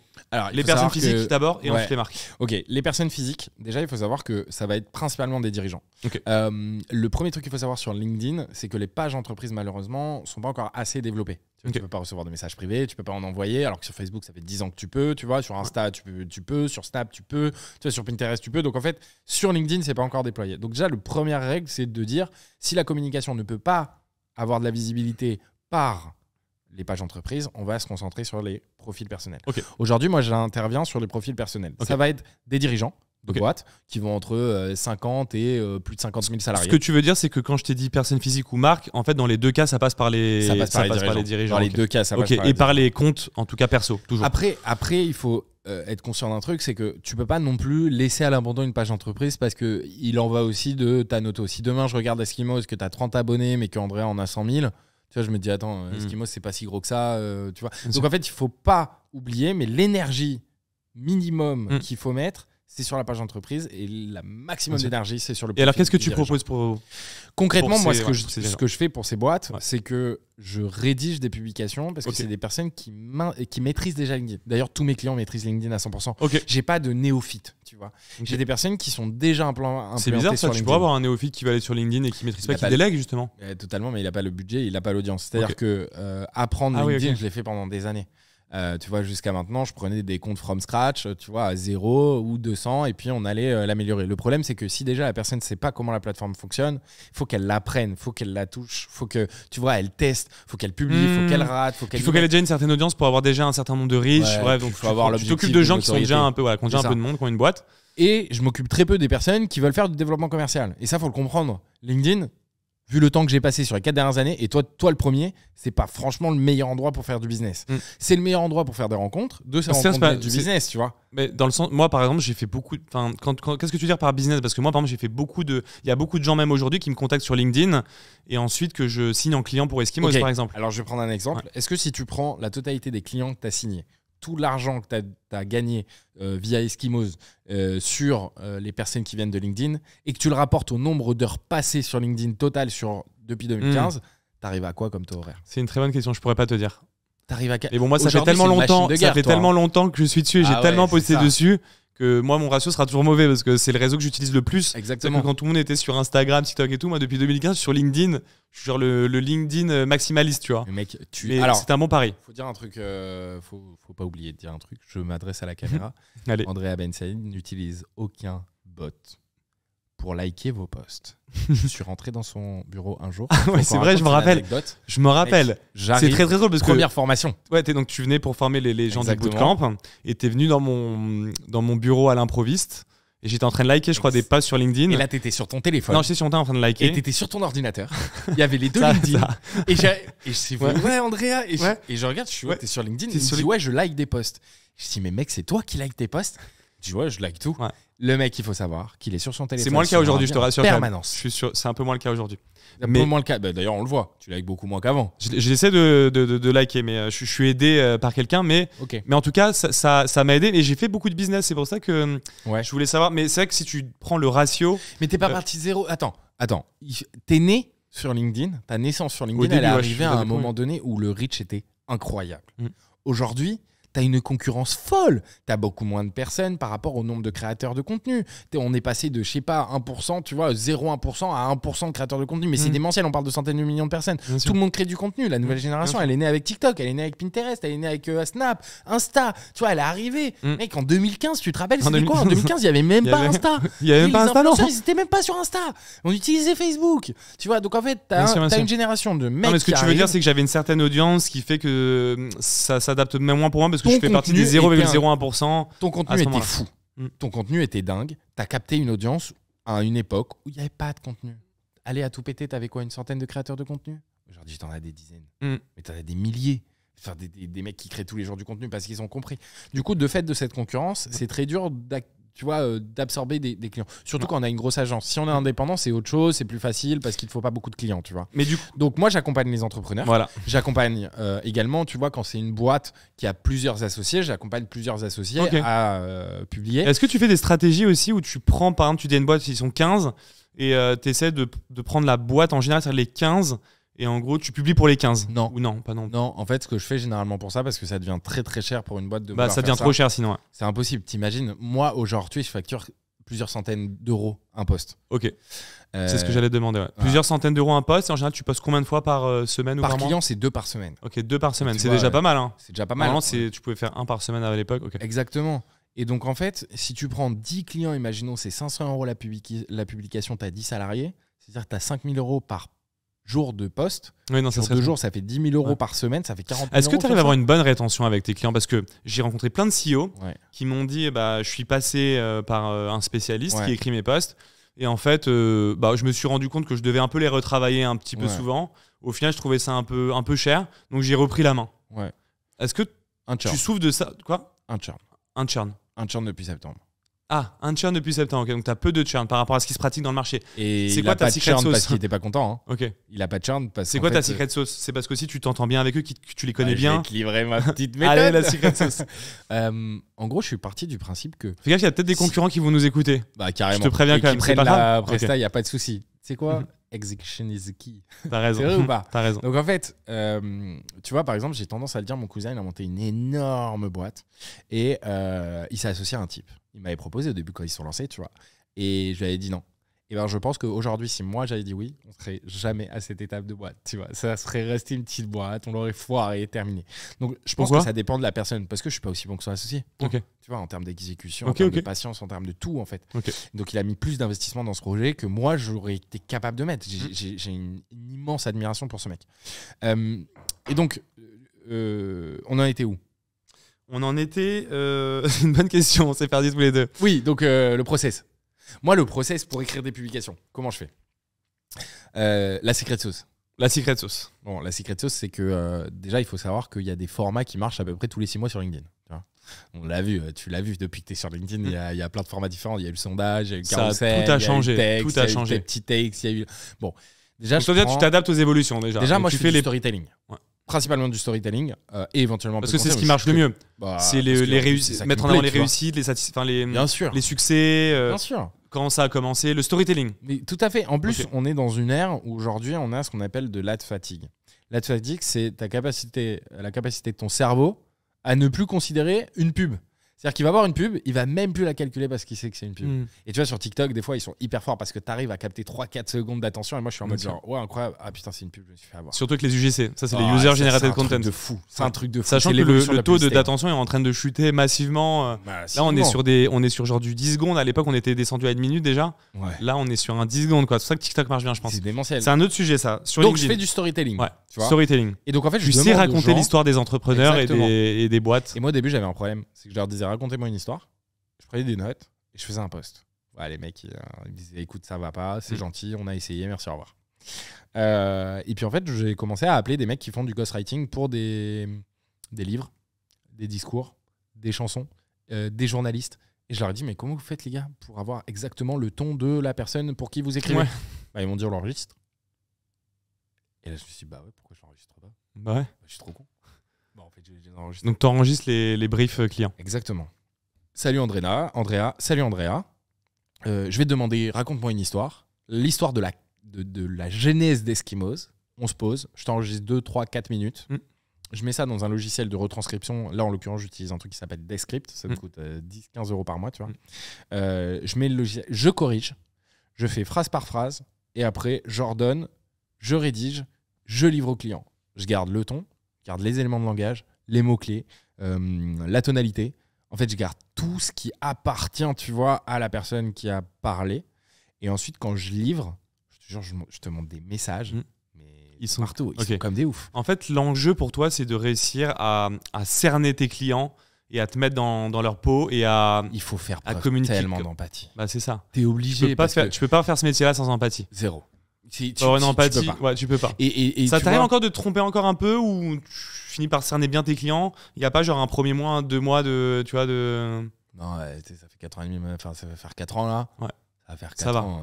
Ça y est. En fait, l'exercice est facile. Sachant que, tu vois, je découvre des choses hallucinantes sur les dirigeants. Mais des trucs, t'as même pas idée. Les syndromes de l'imposteur, tu vois. En fait, ils sont au même stade. Oui, tu te rends compte que derrière chaque de soi, même des gros CEO, tout le monde on est un peu tous dans le même niveau, on a les mêmes peurs, les mêmes. Alors que les mecs ils possèdent la lune, hein, tu vois. C'est quoi les avantages et les dangers pour ces gens-là de communiquer? Parce que du coup, ils se mettent en avant. Alors, ça dépend de qui, tu vois. Mais je te prends Patrick Cohen, tu vois, qui est pas du tout un client à moi, qui est vraiment juste un exemple. Si demain il communique en tant que personne sur LinkedIn, il va avoir 2 enjeux. C'est que 1, il va communiquer au nom d'AXA. Et 2, il va s'adresser à l'extérieur. Et donc, en fait, les discours qu'il doit tenir, c'est des discours qui doivent tenir dans la presse, tu vois. Avec en fait, le danger, si tu veux, de ça, c'est qu'il y a ta marque derrière. Déjà, ils se trompent de discours.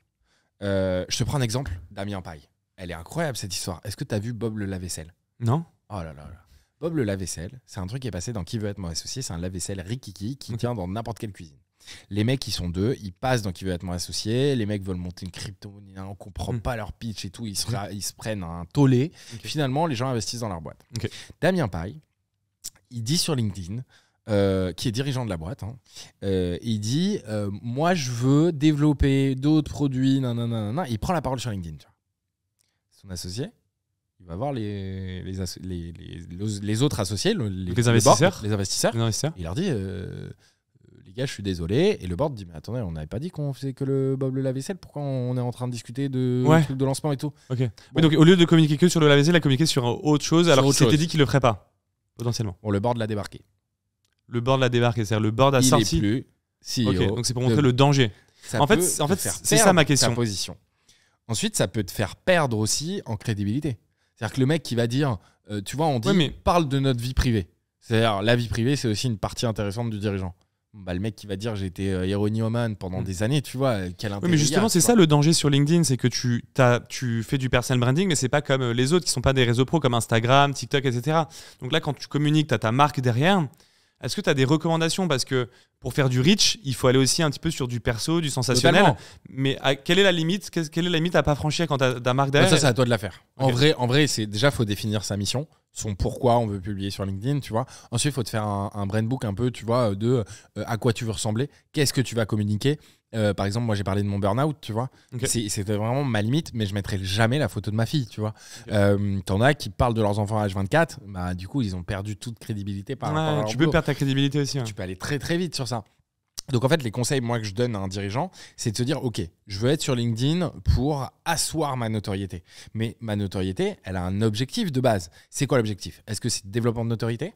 Donc être plus connu dans les médias, etc., avoir une meilleure prise de parole et une plus grande audience à chaque fois que j'ai une tribune. Ça va être du développement commercial. Est-ce que je prends la parole pour faire de l'argent, tout simplement, tu vois? Ou est-ce que je veux recruter?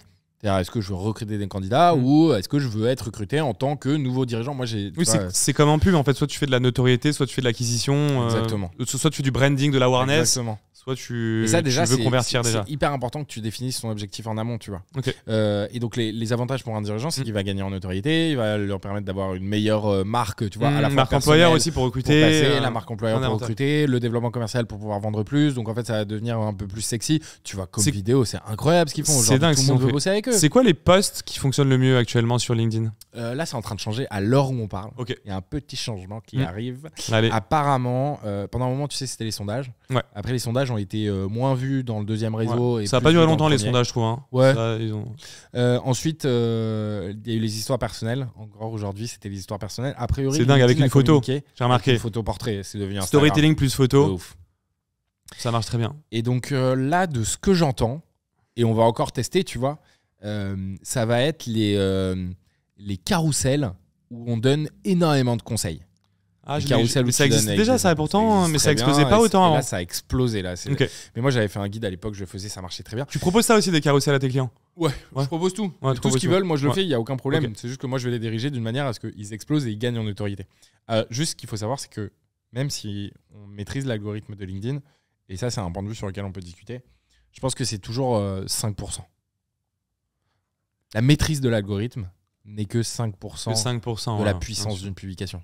Parce que si un contenu est tellement fort, tu le vois, mec, il y a des posts à 100 000 likes, le mec, il a fait un pavé, il a même pas sauté des lignes. C'est dingue, moi aussi je vois des posts, ça m'étonne, parfois je comprends pas pourquoi ils sont partis. Ah ouais, mais regarde, mais parfois ça part. Moi je me suis fait licencier hier, je dors dans la rue, j'ai nulle part où aller, est-ce que vous pouvez m'aider? Mec, t'es sur LinkedIn, bien sûr qu'on va t'aider en fait, tu vois, et son truc a été repartagé, il a fait 11 000 likes, c'est démentiel. Mais ce qui est dingue, moi ce qui m'impressionne, c'est que t'es sur un business robuste, résilient, il y a un vrai besoin.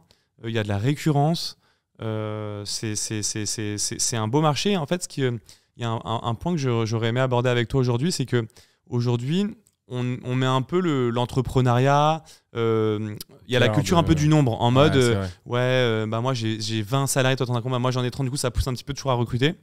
Et on va pas te dénigrer, mais on va pas on va peut-être mettre moins ça sur un piédestal, le fait d'être seul, de lancer son business seul. Et il y a un sujet que je voudrais aborder avec toi parce que je trouve qu'on n'en parle pas assez dans les médias. C'est que j'ai rencontré des dizaines, voire des centaines d'entrepreneurs qui ont 10, 20, 30, 40 salariés. Et ça fait 1 an, 2 ans, 3 ans, parfois 10 ans. Et sur les 100, il n'y en a pas un qui gagne autant que toi aujourd'hui.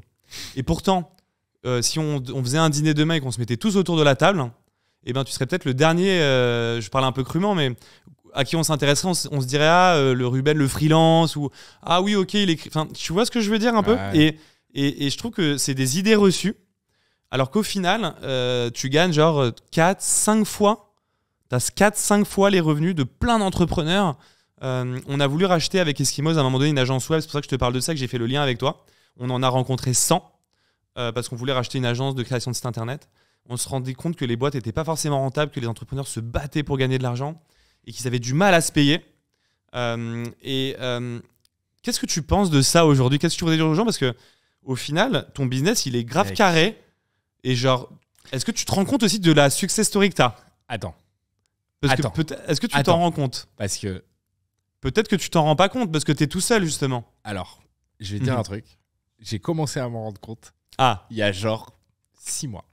Okay. Mec, j'ai commencé à rencontrer des gens. Mais je te le dis à chaque fois que je te croise en plus. Je te dis, mais tu réalises pas parce que on sait pas combien les gens gagnent aussi, tu vois. C'est tout à fait ce dont on parlait la dernière fois et tu me disais, mais mec. Mais en 2 mois, tu génères ce que beaucoup de CEO gagnent en France. Mais genre d'une majorité. Le salaire, tu sais que selon les études de l'INSEE, l'auto-entrepreneur en France, l'entrepreneur solo, il y en a, je crois, un peu plus de 2 millions. Ouais. Le salaire médian, c'est-à-dire que tu as la moitié qui gagne plus que 650 euros et il y a l'autre moitié qui gagne moins que 650 euros. Je parle du salaire.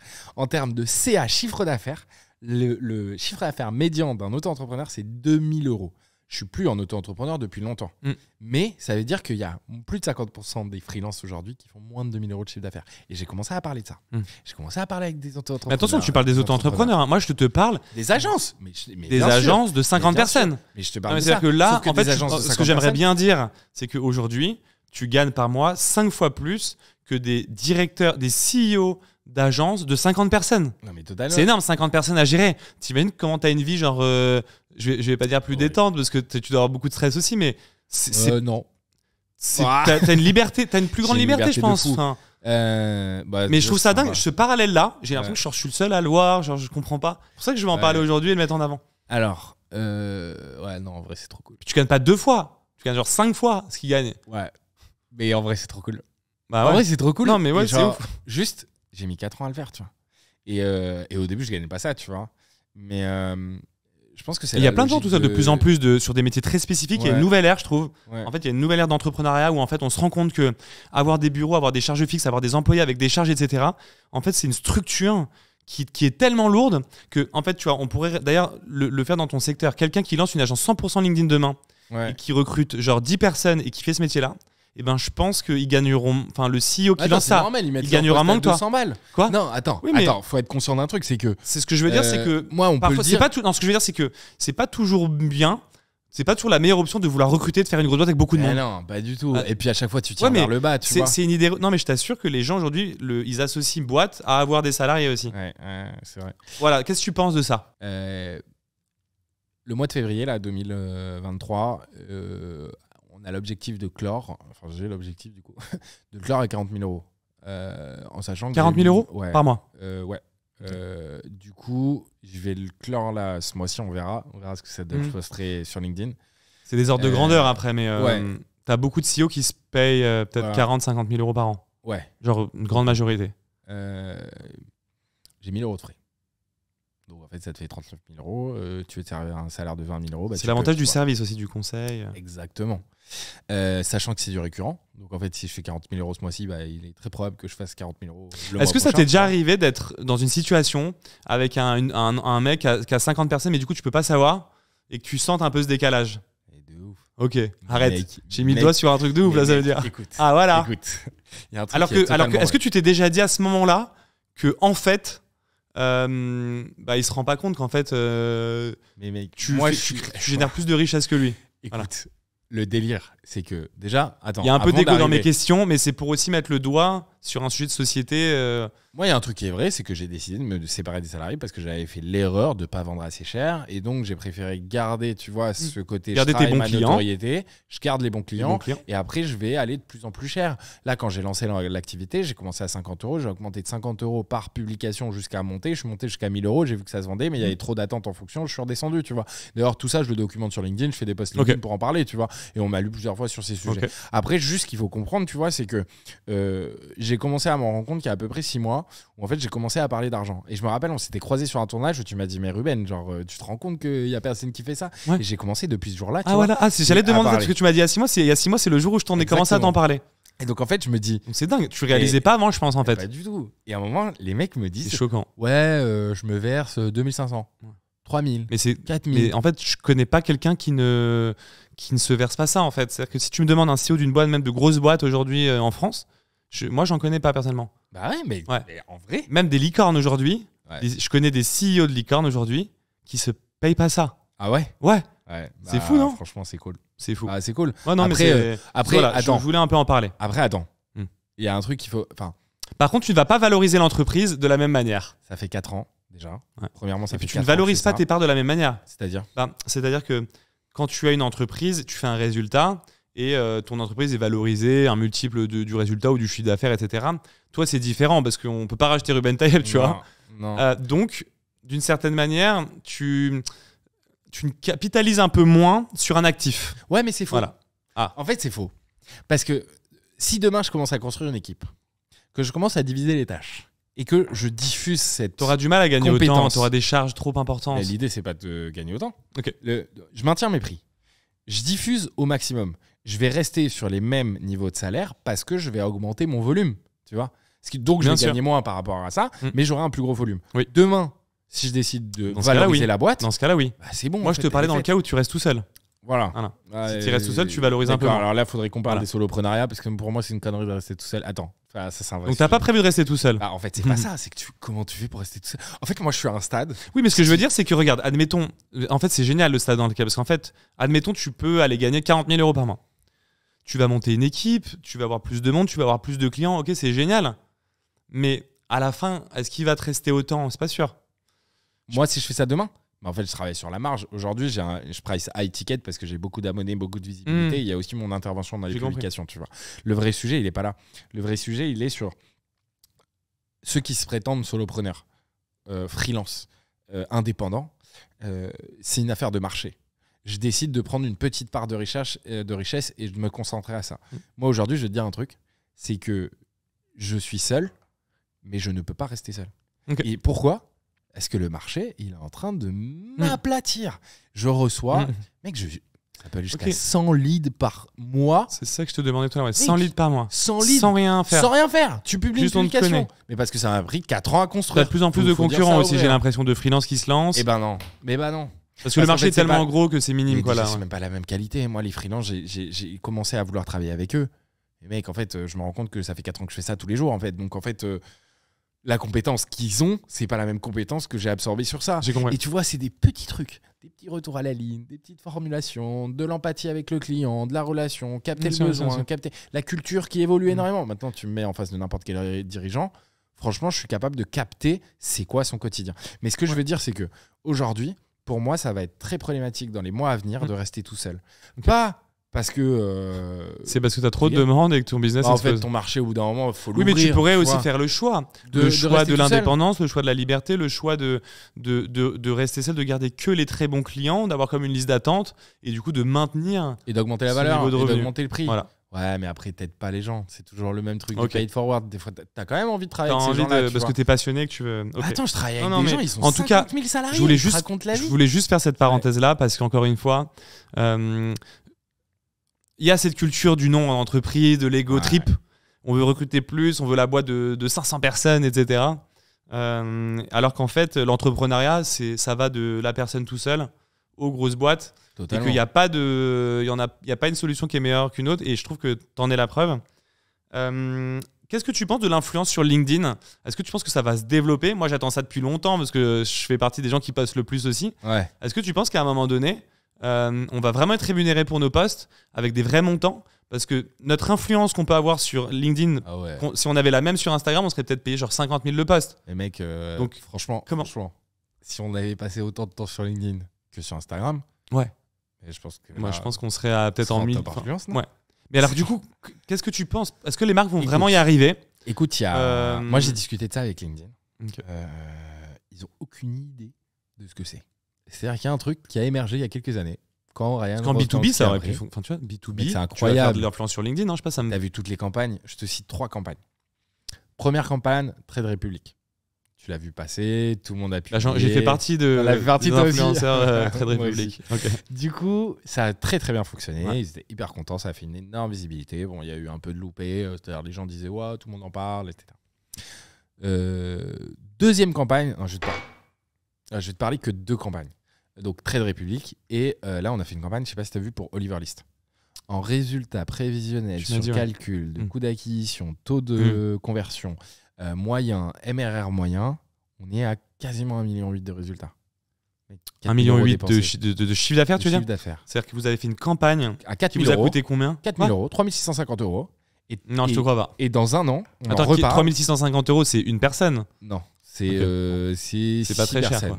6 personnes? Bah ouais, parce que c'est pas forcément des gros influenceurs que j'ai pris, tu vois. Ouais, peut-être des. Bon, bref, 600. Bon, et donc, pour 4 500 euros, vous avez généré 1,8 million de CA. De CA, ouais. C'est que si tu lui redemandes de la refaire à 30 000, il l'aurait refait, même à 50 000. Bah là, on refait, on repart, quoi. C'est dingue. Et là, on peut parler vraiment d'influence. Mais à quel moment ça va s'activer un peu plus, on va dire? C'est très rare les campagnes d'influence. Écoute, le plus gros influenceur aujourd'hui, le plus gros créateur. Moi, si j'avais une solution à ça, je pense que je ferais que de l'influence sur LinkedIn, par exemple. Ah ouais? Ouais. Pourquoi? Parce que j'irais cibler et j'irais marketer là où il peut y avoir tous mes clients et j'irais frapper fort à un endroit, tu vois. En fait, LinkedIn, tu as un problème. Et c'est en train d'être réglé, c'est en train d'être développé aux États-Unis. C'est ce qu'on appelle la fonction Explorer. C'est-à-dire que tu peux appuyer sur un bouton et en gros, tu as les posts qui sont les plus trendy, etc. Aujourd'hui, tu ne l'as pas sur LinkedIn. Si tu ne suis pas les top influenceurs, les top créateurs de contenu, tu n'as pas le contenu. Genre, c'est aussi simple que ça. Donc, aujourd'hui, ceux qui draftent, tu vois, qui vraiment dirigent à peu près toute l'influence, c'est tous ceux qui ont un maximum d'abonnés. Toi, moi, tu vois, on va parler des autres, Michael Aguilar, Christelle de Foucault, etc. Une dizaine de personnes, tu dirais? Je dirais qu'il y a une centaine de personnes. Une centaine de personnes, quand même. On parle à peu près d'une centaine, voire même un peu plus, 150, on va dire max. Okay. Qui sont les gens les plus visibles? Qui drive. Voilà. Après, tu as l'arrivée des gros influenceurs des autres plateformes qui arrivent sur LinkedIn. Attends, on l'a vu avec des Hugo Decrypt, tu vois, avec Enjoy Phoenix, tu vois, avec Alix, je sais plus comment il s'appelle. Mais est-ce que ça va se développer alors, l'influence sur LinkedIn? Écoute, déjà, c'est en train de mondir. Quand on voit les résultats que prennent certaines campagnes, toutes les boîtes se disent je veux le faire. Tu penses que demain, c'est possible qu'un influenceur LinkedIn soit payé 20 000 euros le post? Bien sûr. Mais bien sûr. Toi, pour toi, c'est possible. Bah, mec, tu fais 1 million d'euros avec 4 000 euros, qu'est-ce qui t'empêche de pas facturer tu vois, 150 000 euros? Et puis, même en termes de branding, je trouve que pouvoir s'associer aussi à des CEO, tu vois, de grosses marques. Le plus gros influenceur, le plus gros créateur de contenu, le plus gros influenceur aujourd'hui sur LinkedIn, il a 400 000 abonnés. En France. Le plus gros influenceur français, il en a 125 millions sur Instagram. 400 000 LinkedIn, 125 millions Instagram. En fait, la question ne se pose plus. On est aux prémices. Pourtant, on est les prémices de LinkedIn. Et dans 10 ans, il aura 4 millions, il aura 5 millions, et donc ça valera pas. Il y aura des gens qui auront 4-5 millions d'abonnés sur LinkedIn, tu penses? C'est sûr et certain. Il y a même pas de donc là, pour le coup, ça sera des posts qui vaudront très cher. Là, ça va être vraiment imposant. J'ai bien fait de continuer d'investir dessus alors. Ah, mais continue, défonce tout, genre. Et c'est quoi l'avenir? Ok, donc j'allais te demander l'avenir de LinkedIn, mais du coup, c'est ça. Alors, est-ce que tu penses qu'il y a des nouveaux formats qui vont arriver, des rooms un peu à la Clubhouse pour échanger en mode business, en mode des meetings B2B? Tu veux mon avis là-dessus? Sur le futur de LinkedIn, et on peut prendre le pari de ça. Déjà, je pense que la vidéo va devenir huge. La vidéo sur LinkedIn va devenir le là, au moment où je lance un podcast vidéo. Voilà. C'est magique. Pour moi, tu peux pas outrepasser ça. LinkedIn, faut. De toute façon, la vidéo partout, on le voit partout. Ah ouais, mais LinkedIn a 5 ans de retard. C'est du B2B. Oui. Donc 5 ans ce que je veux dire, c'est que la vidéo explose Instagram, partout. Facebook, tout partout. L'ad-break va être instauré. Parce que c'est comme ça que tu fais de l'argent. C'est en fait, tu mets de l'ads directement dans des vidéos. D'ailleurs, tu peux le voir sur tous les réseaux sociaux. Ça va se transformer comme ça, LinkedIn, tu penses? Sans doute. Super intéressant. Aucun doute là-dessus. Ensuite, l'Ads va devenir vraiment huge. Je pense que l'Ads va devenir hyper impactant. La création de contenu va prendre beaucoup plus d'importance. Il va y avoir des onglets Explorer où tu peux avoir toutes les personnes qui sont en live, toutes les personnes qui ont des newsletters, toutes les personnes qui ont des événements. Ils vont investir de plus en plus sur les créateurs de contenu. Ils vont déployer le LinkedIn Creator Programme beaucoup plus au monde. les contenus vont complètement évoluer. On va avoir des créateurs de contenu qui ne font que de la création de contenu et qui sont rémunérés pour ça en B2B, tu vois. Et en vrai... Par LinkedIn, directement. C'est même plus l'influence, là, c'est que tu fais partie d'un programme spécial et... Bah ça y est, LinkedIn, de toute façon, en termes de recrutement, ça y est, ils ont assis le truc. Le seul truc qu'il faut savoir, c'est que LinkedIn n'a aucun concurrent. Dans le monde entier, il n'y en a pas. C'est pas Viadeo à l'époque C'était pas Viadeo. C'était incroyable. Ça s'est revendu à 1 euro, je crois. Ça n'a pas fonctionné, je crois, c'est ça. Je crois. Ouais. Je sais plus, hein, mais. Ça a pas il y avait Viadeo, quoi. Ouais. Mais non, sinon en B2B, il n'y a pas. Tu te rends compte qu'il n'y a pas de concurrent à LinkedIn aujourd'hui? C'est fou. Donc c'est sûr qu'il y a un concurrent qui va naître. Mais c'est obligé qu'il y ait un concurrent qui naisse. C'est pas forcément. T'as pas le choix. Non, mais c'est winner takes all aussi parfois dans les réseaux sociaux. Ouais, sauf que LinkedIn, aujourd'hui, c'est raconte ton histoire sur la base d'un financement qui se fait sur le recrutement, parce qu'aujourd'hui la manne financière est issue du recrutement, qui leur permet d'aller sur l'histoire de la création de contenu. Or, si tu vas directement sur la création de contenu du monde professionnel, bah en fait tu te rends compte que l'organisation de LinkedIn aujourd'hui, je sais pas si tu as vu, mais en gros aujourd'hui les entrepreneurs, il y a à peine en 2015, l'entrepreneur c'était le mec qui te captait par mail sur des pubs Facebook ou des pubs Instagram, tu vois, que tu t'inscrivais et tu disais bah, regarde ma villa, regarde ma Lamborghini, et donc il n'y avait pas de space pour les entrepreneurs jusqu'à qu'il y ait The Family, truc qui arrive, etc.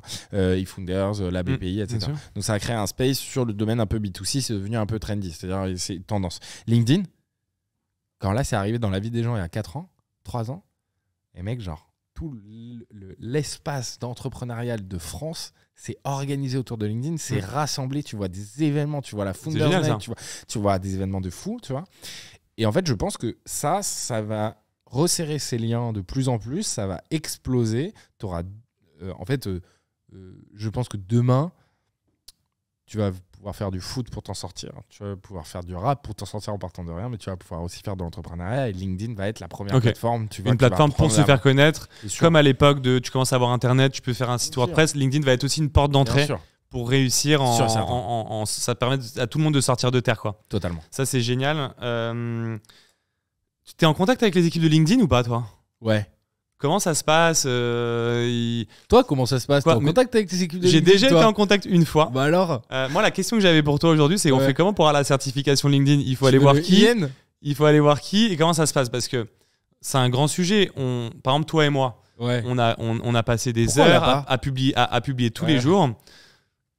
Comment ça se fait que si tu fais partie du top 100, par exemple, influent sur un réseau, à un moment donné, ils ne te repèrent pas, ils ne te contactent pas, et que la certification soit donnée à des gens, par exemple, qui arrivent au bout d'1 an. Parce que dire, dans le sens où, pour moi, tu as un réseau social, tu as quelqu'un qui crée du contenu depuis 7 ans, il a un côté un peu historique. Pourquoi tu ne lui donnes pas la certification par rapport à quelqu'un qui est là depuis 6 mois, 1 an, parce qu'il s'est chauffé pendant 6 mois, 1 an? Comment ça se passe? Est-ce que tu penses qu'il y a un peu de réseautage là-dessus? La certification, c'est la chose la plus toxique qui est arrivée sur tous les réseaux sociaux. C'est-à-dire que dire que c'est un compte certifié, autrement dit que tout compte qui va être créé, tu vois par exemple sur Instagram, c'est un peu la même chose. En fait, si tu as d'autres comptes qui sont créés, à un moment c'est relou et du coup avoir la certification, ça prouve que c'est le compte officiel, tu vois. Sur LinkedIn aussi, aujourd'hui ils ont changé. Avant c'était les LinkedIn influencers, maintenant c'est les top voice. Tu vois, donc ils ont élargi en fait. Moi j'ai vu, je crois que c'était toujours l'influencer ou je sais plus. Et ben c'est toujours, maintenant c'est les top voice. C'est marqué d'ailleurs top voice. Tu vois. Donc c'est un comité éditorial qui se réunit, qui sélectionne ceux qui ont le plus d'engagement, de vues, qui ont le discours qui plaise au comité. Donc c'est très humain le choix. Moi je trouve ça un truc qui, genre, je trouve que c'est un truc toxique, mais à ce fuck, genre. C'est-à-dire dans le sens où tu t'en fous, en quoi c'est toxique? En fait, tu as mis une vérification comme quoi ton numéro de téléphone a été vérifié, que c'est bien le tien, etc. Ok, ça va. Maintenant, tu mets un LinkedIn, ça veut dire quoi? Ta parole, elle a plus de poids que la mienne parce qu'il y a un comité éditorial. Et ça a toujours fonctionné comme ça, Instagram, TikTok, Facebook. Toi, t'aimes pas les certifications. Je déteste. Toi, tu voudrais qu'on soit tous à pied d'égalité. C'est quoi ça? Ça veut dire que sur ta plateforme, des réseaux sociaux. C'est-à-dire que toi, tu deviens pote demain avec les mecs de la plateforme. C'est-à-dire que toi, tu as ta certification et moi non. Parce que t'es pote avec les gens de la plateforme. Mais il y en a des gens comme ça. Attends, il y a des gens comme ça sur LinkedIn. J'ai vu un petit sourire en mode t'allais balancer un nom, j'ai eu peur. Mais j'ai pas balancé de nom. Mais il y en a qui se retrouvent pas sur les listes de Top Voice et qui sont Top Voice, ok? Voilà, c'est juste ça. Ok. Et toi, tu étais en Top Voice ou pas? Non. Mais alors, c'est que toi, ça t'apporterait un business de fou de l'avoir, parce qu'on se dirait le cordonnier bien chaussé, déjà, c'est le truc qui a le plus d'abonnés, qui poste le plus. Et en plus de ça. Non. Ah bon? Bah non, j'ai tous mes potes là, de LinkedIn, sauf toi Andrea, qui ont eu les LinkedIn influencers, tu vois. Et j'aurais demandé si ça a changé des trucs et tout. Ouais.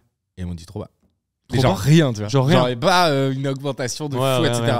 Ça ne change que dans tes yeux parce que tu te dis, ah oui. Mais en réalité, sur le long terme, bien sûr, moi j'ai Rebet de Papépi, tu vois. Ouais. Karim Eshmi, tonton Karim, tu vois, de Find Your Way. Les deux, ils sont influencers maintenant. Rebet, ça fait combien de temps ça fait moins de 6 mois qu'il est sur LinkedIn. Il est arrivé, il a tout défoncé. Du coup, le comité a décidé de le mettre. Et ça, c'est très cool. C'est trop cool pour lui, il est content. Maintenant, quand tu vois qu'il commente et qu'il a un petit IN bleu bien pétant, franchement, c'est incroyable. C'est incroyable, on est d'accord, on est d'accord. Fou, les gens qui est là-dessus aussi pour ça et tout, tu vois. Maintenant, je pense qu'il y a plusieurs sujets. Au début, il disait on ne favorise pas. Et pour l'avoir, on sait pas quoi. Nous, on continue et puis peut-être qu'un jour ça nous tombe dessus en gros. Genre un jour on se réveille, on a la certification. Ouais. Ok. Mais où on se réveille, on l'a toujours pas. Christelle de Foucault, elle a mis 7 ans à l'avoir. Ok. Donc, mais attends, c'est pas un sujet, je pense, qui va vraiment intéresser tout le monde. Moi, la question que j'avais pour toi, c'est au niveau de l'IA, on en parlait au début. Qu'est-ce que tu penses que ça va... à quel point ça peut impacter ton métier? Est-ce que demain, tu penses qu'il peut y avoir des rédacteurs, par exemple des freelances qui maîtrisent bien ChatGPT-3? La vidéo. Bah, en fait... Oui, mais les IA te permettent de faire des vidéos aussi aujourd'hui. Oh, ok. Mais ça ne va pas faire une vidéo face cam à la TikTok, tu vois. Genre, jamais. Donc en fait, ton contenu... je sais pas. Bah quoi, ça veut dire que tu appuies sur un bouton, tu prends ta tête, tu peux faire une vidéo face cam. Mais non, aujourd'hui les technologies Toi, t'as pas peur parce que tu penses qu'il faut pour qu'un post fonctionne, il faut de l'âme. Bah ouais, il faut une histoire et tout. Histoire. Sinon ton contenu il est rédigé en fait, par comme l'IA, t'es positionné, ok. En fait, moi je pense que l'IA va disrupter toute la partie contenu, un petit peu patchy mais bas de gamme. Ouais. Facile à écrire, de la fiche produit, comme ça. Mais par contre, dès que tu passes à du niveau 5+ sur 10 par exemple, donc de la high qualité, toi t'es dans le premium vu que t'écris des posts pour des gens. T'es tranquille quoi, parce que toi admettons t'es entre... déjà il n'y a pas d'âme, de deux il ne peut pas te raconter une histoire comme tu as envie de la raconter sur du contenu premium. Il n'y a pas à s'inquiéter, je pense. Ça va peut-être en effet avoir un impact direct sur les productions de texte. Et donc dans ce cas-là, on va plus passer à quelque chose de plus authentique parce que si t'es pas capable de reconnaître un post qui a été fait par IA ou un post qui n'a pas été fait par IA, forcément ce qui va être le plus authentique, c'est de voir ta gueule, tu vois, sur une vidéo qui va te dire, bah voilà, je parle de ça. Et donc en parlant de ça, tu vois, tu te dis, ok, je vais consommer ce type de contenu. Je suis d'accord. On a le même avis là-dessus du coup. Voilà. Je pense que après le futur de LinkedIn, par contre, toi, ça peut t'aider. Ça peut t'aider. Moi, ça m'aide aujourd'hui. Ça peut t'aider en tant qu'assistant. Reformuler des phrases. Tu vois, si tu mets toujours le même mot, il peut t'en trouver d'autres, des synonymes. Exactement. En tant qu'assistant, si tu le paramètres bien, ça peut t'aider à améliorer ta qualité aussi, je pense, par contre. Carrément. Donc plus en tant qu'outil, encore une fois, on en revient toujours à la même chose. C'est un outil, un assistant. Ouais, c'est comme la calculette. L'arrivée de la calculette. Je le vois vraiment comme ça. Ouais. C'est une calculette. On est d'accord. Est-ce que, pour finir, est-ce que tu pourrais te donner quel conseil tu donnerais à quelqu'un il a zéro, il est entrepreneur, il a sa boîte et tout, il crée son profil LinkedIn aujourd'hui. Genre, qu'est-ce que tu lui recommandes pour monter et vraiment profiter du réseau? La première chose à faire, c'est déjà de définir c'est quoi la mission, sa vision, pourquoi il veut publier. Tu vois, c'est quoi la ligne éditoriale qu'il veut se donner, c'est-à-dire de quoi il veut parler. Une fois qu'il a défini ça, et ça passe par la question, en gros, pourquoi je vais publier, c'est quoi mon objectif. C'est pas il débarque, il passe comme un bourrin. Il se pose sur la stratégie, qu'est-ce qu'il veut communiquer, quelle image il veut avoir. Ensuite, il va commencer à commenter et liker d'autres posts, c'est-à-dire commencer à chercher des créateurs de contenu qui sont plus ou moins dans la même veine, voire même des concurrents. Donc de se faire un espèce de réseau du coup. Exactement. Donc limite il va aller prendre un café avec eux pour faire une affinité. Ah, totalement. Donc il doit se faire un cercle. Il doit se faire ce cercle-là. Il doit se faire ce cercle. Et pour ce émerger. cercle d'ailleurs, tu sais que c'est la stratégie S'il fait pas ça, MrBeast, le plus gros influenceur sur YouTube. Et du monde d'ailleurs, je crois. Ouais, il faisait un post, je crois que c'était pendant 3 ans, ils ont fait 1 heure de call à 100 personnes. Et tous les mecs aujourd'hui, si tu les prends, t'as MrBeast, le premier YouTuber, tous les autres qui sont devenus millionnaires en nombre d'abonnés et en argent. Tout le monde a réussi parce qu'en fait, ils ont fait des feedbacks en permanence. Déjà, c'est passé beaucoup de temps à écrire des publications. Partager aussi son quotidien, trouver sa niche de sujet, trouver aussi ses potes avec qui il va commencer à partager, tu vois, le quotidien de création de contenu. Et il y a vraiment ce réseau, quoi. C'est-à-dire que tu dois aller rencontrer les gens dans le réseau que tu veux pénétrer, dans le marché que tu veux pénétrer. Bien sûr. D'autres CEO, te faire ami avec eux limite et qu'après vraiment jouer avec eux sur le côté on interagit ensemble sur nos posts. Ouais, exactement. Ça, mais si t'as 0 abonné, bon t'en as 100. J'imagine qu'il y a aussi le fait d'ajouter beaucoup de monde, non? Ouais. Alors, est-ce que tu recommandes des outils pour ça? Ouais, non, zéro outil. Moi, je suis full. À la mano, bam, bam, bam, t'ajoutes les bonnes personnes. Okay. Ouais, puis en fait, tu as des outils qui peuvent ajouter. Genre Phantombuster, qui peuvent ajouter Wallaxy, les gens. Qui ajoutent automatiquement. Ouais. Ah, il y a Taplio qui est pas mal. Comment? Taplio, en fait. T-A-P-L-I-O? Ouais. Qui est pas mal, qui a été racheté par Lemlis, je crois d'ailleurs. Ok. Guillaume Boubèche. Et. Ouais. Tu penses quoi des pods? Tu sais, à un moment donné, tu faisais un post et on se disait que dans l'algorithme, si tu avais 200 personnes qui likaient dès le début, qui commentaient, en gros, bah, ça te permettait de booster. Moi, par exemple, j'ai utilisé ça dans le passé, j'utilise plus du tout zéro, parce que là, j'ai trop d'abonnés et même ça me faisait flipper. J'ai déjà testé et aujourd'hui, pour le coup, c'est l'impression que c'est plus dangereux qu'autre chose. Mec, moi, j'ai testé. Qu'est-ce que tu recommandes? J'ai mis des milliers d'euros dans plein de pods pour voir ce que ça faisait. Ok. Je pouvais avoir 7000 likes, 200 vues. Non.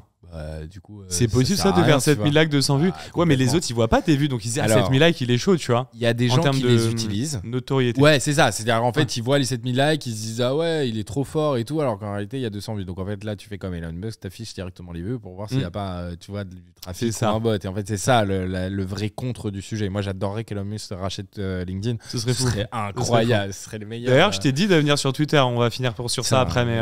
Ok. En gros. Je pense que déjà les pods, ça a toujours existé dans tous les réseaux sociaux. Tous ceux qui voulaient réussir, que ce soit sur Facebook, Instagram, Twitter, MySpace, tu vois, Skyrock, etc., Skyblog, ça a toujours été des groupes d'influenceurs qui s'entraidaient. Et c'était pas des pods, ça a toujours été des groupes d'engagement et à la fois de feedback honnête de la part d'entrepreneurs qui ont les mêmes objectifs, tu vois, ou de créateurs de contenu qui ont les mêmes objectifs. Pour récapituler, t'ajoutes du coup les gens dont tu te fais un réseau. Exactement. Tu crées un petit groupe à côté. T'ajoutes du monde, tu crées un groupe. Voilà. Tu peux faire des feedbacks aussi de tous les contenus. Se faire des feedbacks. Voilà. Poster régulièrement. Ça y est. Ok, donc ça c'est une à 3 fois. Et interagir avec les contenus des autres. Et interagir avec les contenus des autres et de grossir comme ça sa communauté. Exactement. Et après c'est comme tout, tu vois, LinkedIn c'est la représentation professionnelle. Il y a une récurrence en tout cas. Virtuelle du monde du travail. Tu vois, si tu sors pas, si tu vas pas à des événements ou si tu rencontres personne, ça c'est vraiment le côté pay for, le fait événement. Si je fais des posts, ça t'apporte vraiment le net. Enfin, pour percer sur LinkedIn, faut être bon aussi en réel, tu penses? C'est-à-dire que si tu vas faire aucun café, tu restes chez toi dans ta chambre, tu crois que ça peut marcher aussi? Non, faut pas forcément être bon, tu vois. Non, mais ce que je veux dire, c'est que t'as plus de chances de réussir si tu vas networker, comme si tu te retrouves dans un bar avec 10 personnes, mais après ces 10 personnes-là, vous vous connaissez en physique, du coup vous allez interagir sur les posts, que si tu restes tout seul. Mais mec, ceux qui ont réussi tout seuls dans leur chambre, vraiment, ceux qui ont réussi. C'est des exceptions. C'est des exceptions. Je les citer tellement je les connais. Non, c'est des exceptions. Les seuls qui réussissent vraiment sur LinkedIn de base, et même moi c'est dur, tu vois. Ça fait 4 ans, je suis à 67 000 abonnés. Youssef Koutari, 315 000 ou 320 000 abonnés. Un an. Il y a un an, il avait 80 000 abonnés. Et la reco pour toi, c'est la vidéo là. C'est marrant que tu dis ça, c'est un vrai pari parce que la vidéo, je me rappelle, ça a explosé genre en peut-être 2020. Ouais. C'était trop bien, tu faisais des vidéos, ton reach explosait. Ouais, de ouf. Et là, aujourd'hui, c'est moins bon. Et là, tu penses à un retour. Aujourd'hui, moi, ce qui marche, je trouve, c'est la photo, le texte plus la photo. Aujourd'hui, là, à date. Ouais, texte photo. Histoire photo. Ok, on est bon. Dernier truc, tu penses quoi de Twitter? Parce que, est-ce que tu as prévu d'élargir ton service à Twitter? Moi, je t'ai poussé Twitter, je t'ai tanné, je t'ai dit vas-y. Parce que tout ce qui est Web3, NFT, crypto, c'est Twitter. Ouais. D'ailleurs, est-ce que tu penses que ça va arriver sur LinkedIn aussi, les cryptos et les NFT et tout? Attends, c'est déjà là, frérot. Mais pas trop. Par rapport à Twitter. Twitter, c'est le réseau social qui est dédié à ça. Twitter, c'est le B2C. LinkedIn, ça va être le B2B. De plus en plus, il y a du B2B. C'est quoi est-ce que tu penses de Twitter? Est-ce que tu recommanderais à quelqu'un qui est sur LinkedIn d'aller aussi sur Twitter? Écoute, moi, je vais te dire un truc sur Twitter. C'est le plus petit réseau social et c'est le réseau social le plus connu. Le plus petit en termes de nombre de personnes? Il y a 200 millions d'utilisateurs actifs quotidiens. Il y en a 850 millions sur LinkedIn. Quotidien? C'est un délire. Okay. Non, c'est beaucoup plus gros. Okay. Et tu as de l'actualité, tu as du réseau. Je pense que Twitter, ça va exploser tous les records sur les 10 prochaines années. C'est-à-dire que ça va être vraiment l'endroit de la communication. Mais ça n'a pas la même fonctionnalité que des réseaux comme LinkedIn ou, tu vois, ou comme Instagram, etc. Je pense que tu as une complémentarité. Donc, tu n'as pas prévu d'aller sur Twitter pour l'instant? J'ai pas prévu d'aller sur Twitter. Si un client te dit, vas-y, moi j'aimerais que tu me fasses mes posts sur LinkedIn et sur Twitter aussi. Ouais, vas-y, je le fais. Tu le fais aussi? Ouais, direct. Ok. Bon, bah, tu vois, il y a peut-être des gens qui nous écoutent parce que si tu écris bien sur LinkedIn, tu pourrais aussi leur écrire sur Twitter. Tu penses que je devrais aller sur Twitter? Moi, je pense. Ouais. Je pense pas. Aussi parce que le Web3, toutes ces technologies qui vont avancer vont faire émerger le réseau en même temps, je pense. Trop cool. Bah écoute. Je suis Très content d'avoir pu faire ce podcast avec toi. Moi aussi. Ça fait longtemps qu'on se connaît maintenant. Ouais. Pour moi, c'est important aussi d'inviter les gens que je connais depuis longtemps. Tu vois, je te connais bien, donc je pense que tu as pu vraiment partager ton histoire. Et moi, le truc que je voudrais mettre en avant aujourd'hui, c'est Pay Forward. On en parle beaucoup dans le business, mais en réalité, il y en a très peu qui le font. Et toi, tu fais partie vraiment de ces gens-là dans l'écosystème qui, quand il y a besoin d'un coup de pouce, tu es là. Et c'est con, mais du coup, il y a de l'humain derrière tout ce qu'on fait. Et ça, aujourd'hui, je trouve que tu montres aussi que ce pari-là, il est gagnant parce que ton business, il est florissant. Et du coup, c'était cool pour moi de pouvoir mettre en valeur aussi cet aspect. Donc, merci pour ton temps, d'avoir accepté mon invitation. Et où est-ce que les gens peuvent te retrouver si justement ils ont besoin de faire écrire leur post LinkedIn sur Twitter. Sur Twitter, sur Twitch. Sur Twitch. Ouais. Non, ils peuvent me retrouver sur LinkedIn directement. Donc Ruben, R-U-B-E-N, comme Nathalie. Tayeb, T comme Thérèse. Sur LinkedIn, ok. Comme Bernard. Donc Ruben Tayeb sur LinkedIn. Okay. Ils peuvent me retrouver sur Twitter aussi, Ruben Tayeb. Okay. Et puis c'est déjà bien. S'ils veulent, mon numéro de téléphone, c'est le 07 60 06 93 57. Je sais pas si t'as bien fait de faire ça. Ruben, parce que je compte faire 1 million de vues et du coup, ça va peut-être tuer ta ligne. Ok, m'appelez pas direct. T'as donné ton vrai numéro là? Ouais, t'es chaud putain. Moi, je donne mon numéro partout. Tu vois, le Pay Forward, voilà, c'est ça. Franchement, j'ai pas de limite. C'est le mec qui avance, qui donne et qui voit après. Tu vois, qui pense pas aux galères aussi que ça peut entraîner, tu vois, mais qui reçoit derrière. On va finir là-dessus, c'est top. Encore merci à toi et à bientôt, Ruben. Salut. Ciao.